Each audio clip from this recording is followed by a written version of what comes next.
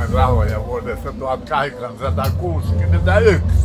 Setelit oli silloin. Kolikkothan on painettu vasta 1864 sen jälkeen.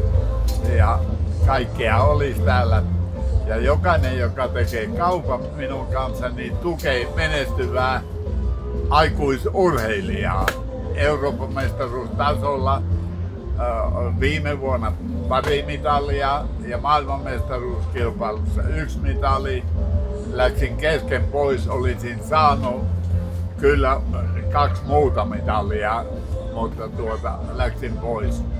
Mutta tarkoitus on tänä vuonna mennä Madeiralle Euroopan mestaruuskilpailuun. Ja jos luoja suo, niin ensi vuonna Etelä-Koreassa on maailmanmestaruuskilpailut ja sinne. Ja tämän kuvaajan kanssa eilen oltiin heittämässä molkaria.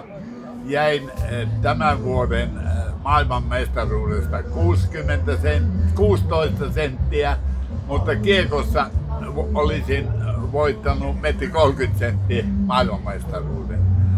Ja samaten on monta muuta lajia.